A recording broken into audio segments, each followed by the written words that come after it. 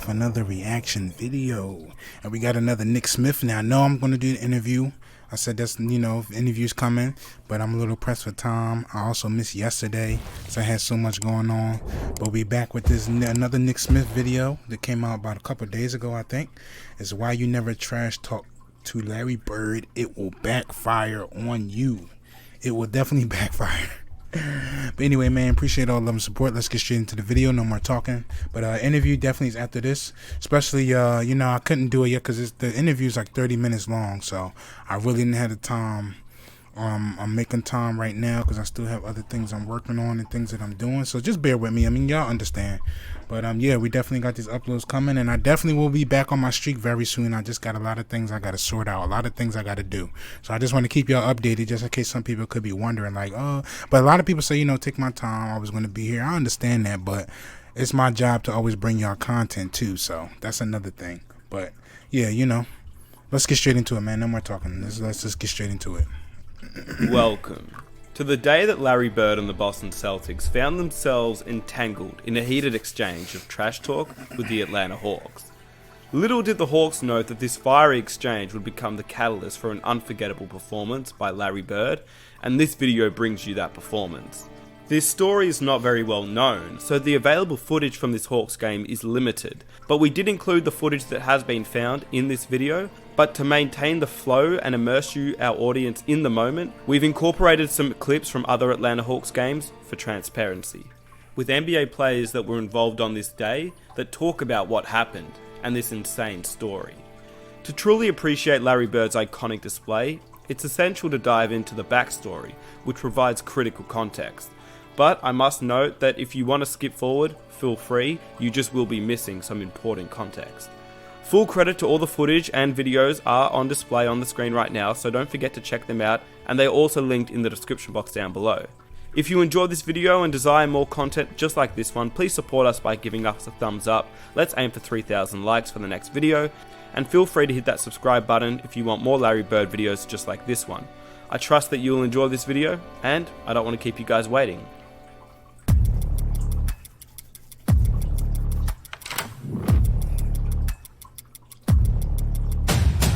We lost a Christmas game, a double overtime game in New York, played really poorly, had every chance to win that game. Come Christmas Day, there was more than presents that came unwrapped. The Celtics got their stocking stuffed with a game out of character, but it would later serve as an inspiration for preventing something similar ever to occur again. With Boston leading by 25 midway through the third quarter, New York mounted a comeback, led by the charge of Patrick Ewing. Driving in, Ewing didn't have control, but he makes the basket. Ewing. The potential of what the Knicks can possibly do with a Patrick Ewing. He's got great speed, and when he gets up the court, he makes a heck of a target. Lead is 7 again. Ewing backs it in. 18 for Patrick Ewing to keep the Knicks in the ballgame. In an improbable script, and Patrick Ewing has been the engineer. A stunning upset. They were down by 25 points, and they came back.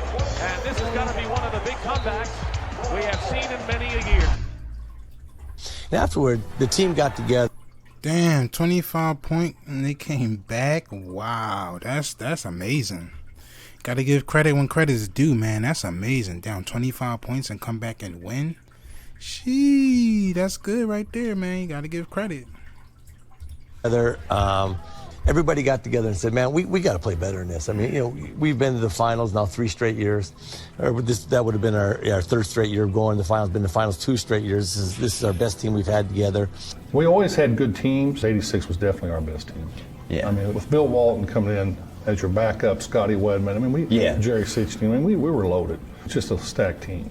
It was the prime of the best players on that team. It was the prime of Bird, who was MVP that year. It was a prime of McHale. After games, used to always come in the locker room and pop a beer. And we'd win a game. Bill would come in and open the beer, and I was going, that was the best game I've ever been involved in. And then the next night, that was the absolute best game I've ever been involved with.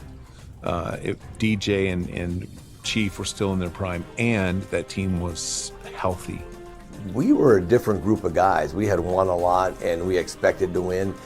Following the Christmas Day game against the Knicks, The Boston Celtics squad was disheartened by surrendering a 25-point lead and ultimately losing. The New York Knicks were the worst team in the entire association, and the Celtics were on a championship hunt. The loss to New York on Christmas Day was something that was embarrassing to the players, but yet we have the makeup of personalities on a team that nothing really gets them down for long, and they were able to bounce back and carry on. And you have to do that over an 82-game schedule. You can't have those lows that are going to carry on for days, and you want to just keep consistent play and carry on. The effects of the Christmas Day game were not visibly detected. To change their mood and approach would certainly mean a greater defeat for the Celtics than the one in Madison Square Garden. Everybody said, okay, look, man, we're dedicated. We lost a Christmas game, a double overtime game to New York, played really poorly, had every chance to win that game. And afterward, everybody got together and said, man, we got to play better than this. Our team's challenges were to stay focused, because we could win in any type of game. And we all got together, and, I remember Bill Walton. We were a very close team, and then every night after the games, we were out together, usually at the Scotch and Sirloin. And one night we were sitting around very late and having a really good time. Of course, Bill said, we're really close to the championship here. How about we make a vow right now, right here and now amongst ourselves, that nobody will take another drink until we win the championship. We're not going to drink until we win the championship. So I looked at Bill and said, we're planning on winning it this year. And everybody goes, yeah, I'll drink to that. And then Kevin, after about a 30-second pause of everybody saying, yeah, this is great, Kevin said, well, we're going to win the championship this year, aren't we? So Bill said, well, of course, And so everybody quit drinking, and we all got together. And from that point on, I think we were like 60-10. The Celtics had beat the rap of Christmas Day and were riding a winning streak in January. But getting blown out in the first half in Atlanta, the streak seemed in jeopardy. Boston had visions of the infamous Christmas Day game dancing through their heads and decided to mount a comeback of their own, which was inspired by more than just Christmas memories. We're playing a game down in Atlanta, and this is how long ago this was, because Atlanta was a good team. And they had Dominique and Doc Rivers and Reggie Theus and Kevin the Penguin Willis and Tree Rollins and all these guys. And Atlanta had been waiting, I guess, about a month to just get us. They'd been on a roll, and little did we know coming in that they had this kind of emotion built up already. But Atlanta, they talk trash. They're Down up by there. 20 at halftime. Yeah, that was in the crowd's yelling and all that stuff. And we are getting hammered. We're just getting killed. We're down 25 at the half, and they're all trash talking, and fans are throwing stuff at us, and they're going, we're going to kill you, Celtic. Bird, Walt, McHale, Parrish, DJ, you guys are all frauds. What are you talking about? With the exception of Dominique Wilkins, who had too much class to ever say a thing. They started the first quarter off and just ran us off the court. At halftime, we're down 23. So we come in at halftime, we're just sulking in there with tails between our legs. We walk in, we're sitting in the locker room, and Casey Jones, our fantastic coach, the most like John Wooden of any coach I've ever been a part of. KC Jones got on us 3 times really hard. And that halftime talk he gave is one of the best I've ever heard. Casey walks in, he looks at us, looks at his watch, doesn't say a word, walks over to the cooler, pulls out a beer, pops the beer, goes and sits down, pounds down the beer, just sitting there. Finishes the beer, looks at his watch, looks at us, goes over to the cooler and gets a second beer. Pops the beer, pounding it down, doesn't say a word. Looks at his watch, looks around at us, goes and gets a third beer, does the same thing. And then he gets up, looks at his watch for the final time, and he says, a lot of you guys have been here for a long time, but obviously you don't know what it means to be a Celtic, in the whole thing. It was not enough that they had a 23-point lead at the time, but they also had to verbalize. At halftime, Robert Perry said, they're talking at us, they're slamming us, and then they're talking more. And he never screamed or never yelled, and he goes, we got it in us to come back and win this game, but we have to do it. We got to dictate the second half of how we want to play. Yeah. let's go. And then the team comes out in the second half, just eye of the tiger. And we went back out the second half, and everyone responded. So we go out there and we're warming up to start the third quarter. And they got a record sellout crowd there at the Omni. And they're going to start the third quarter. And you watch an NBA game, and nobody wants to ever take the ball out of bounds because they know they're never going to get it back. Larry Bird always took the ball out of bounds. The selfless sacrifice that was Larry Bird's defining personal characteristic, what he would do to make other people's dreams come true. He's going to take the ball out of bounds, and that referee comes, and the referee hands the ball to Larry to start the third. We're down 25. Larry takes the ball and pushes it back into the midsection of the referee so that he can't get away, and the referee is like startled, staggered. What's going on here? We're all right there, right in front of the Celtic bench. And Larry looks right into the soul, right through the eyes of that referee, and he says to him, "We're not going to quit. You make sure you don't quit either." The guy just like melted on the spot. And we got out there and we ended up beating them. And then the second half started, and it was just phenomenal because he just kept going. Larry hit 11 straight shots to start the third, including 7 threes. We were tied at the end of the third. We won in overtime. We did not need a plane to get home. Bird winds up from 3. Yes, Larry Bird missed it. Yeah, a lot of wasted motion there. Made a tough shot out of what should have been an easy. Bird, 3 in a row. Rivers aims back the other way, and now Bird for the Celtics fakes the pass. Bang! Larry Bird. So, let's see what happens. I think we tries to go along the baseline, kicks it back to Bird. Bird fires. Bird hits. They triple team Bird. He gets it in the front court to Johnson. Back to Larry Bird. Whoa! Look at that. Sometimes it gets in the fourth quarter and 3 or 4 minutes ago, and everybody will come and say, "Okay, Larry, it's time to take over." You know, that's the greatest feeling in the world. Here you're playing with some of the best players in the game, and here they come to you and say, "Okay, it's time to take over the game." And that's a heck of a feeling. Knowing what to do before everybody else knows what to do. And that's the type of speed he has, and that's what makes him the fastest player in the league. There's something within me that just says, hey, if you're going to be the best, you got to work at it, and I'm not afraid to work, especially it's something I love to do.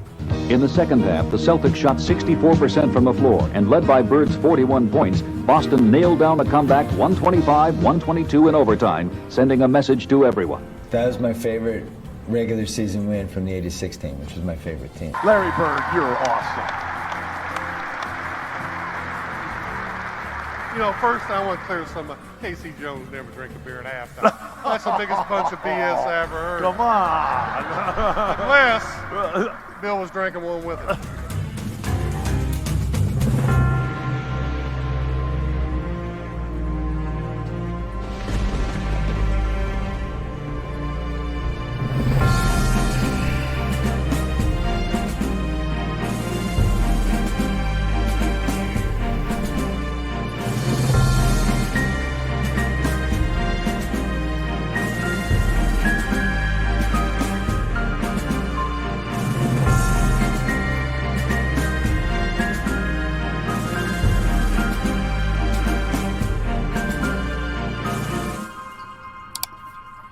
And I hope you guys enjoyed the video. If you did, here are 2 other Larry Bird videos I think that you will also enjoy, so be sure to check them out. And I'll catch you guys in the next one.